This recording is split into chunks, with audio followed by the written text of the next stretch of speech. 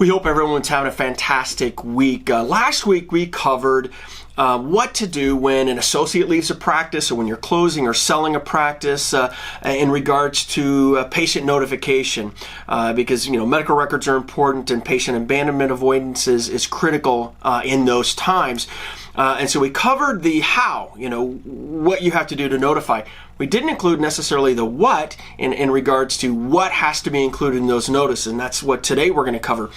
So what has to be included in those notices? Now, here's the thing. With some of this, we've got some rock solid statute that we need to make sure that we follow, and then others we're looking for lighthouses. What are the areas, what are the key documents that are out there that the disciplinary board utilizes in a lot of their reviews if they're reviewing for things like patient abandonment.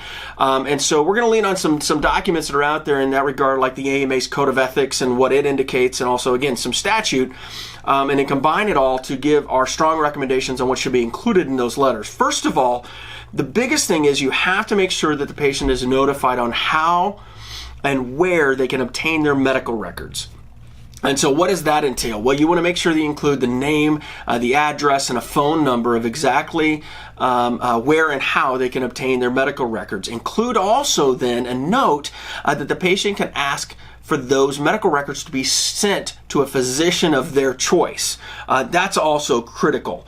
Additionally, charges. This is always one of those catchy subjects and nobody likes to talk about. We've got a number of articles and other videos that talk about how to charge for those medical records. Please don't overcharge. That's really important. There's been a lot of changes over the last few years in regards to HIPAA, some statements made by HHS in regards to HIPAA and the omnibus rule, and patient right to access. So please search our site for medical record copies and patient right to access in HIPAA. Not just the state fee schedule for those particular items. Now, additionally, what else has to be in that notice in addition to where to obtain their medical record? And this is where we start to get into some of the contentious items, and that is you have to typically notify the patient where the physician that is leaving is going to be practicing. And that's going to include the name of the practice, the address, and a phone number. Now, that doesn't mean you have to indicate that they're, they can go see them if they want. That they're going to provide the same level of service. That's not what we're saying at all. What we're saying is just simply to avoid patient abandonment, the patient should be notified. And we're leaning on a lot of the AMA's Code of Ethics and what we know that the disciplinary board and a lot of the other regulators will lean on as they look in the absence of really specific statute.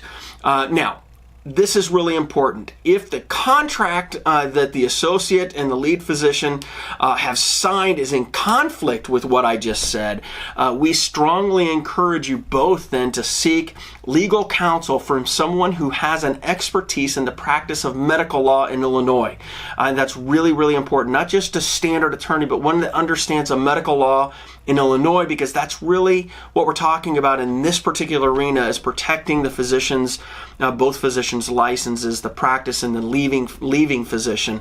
Everybody's kind of got a stake in this, and there can be a conflict, and we understand that. So if there is a conflict, we would encourage you to seek legal counsel in those areas, because it is important to avoid patient abandonment and also make sure that the patient knows exactly where they can obtain their medical records.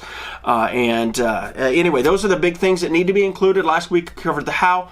We'll catch you next week, and we'll talk about some record maintenance changes and some things that we're recommending for length of time and maintaining medical records. We'll talk to you then.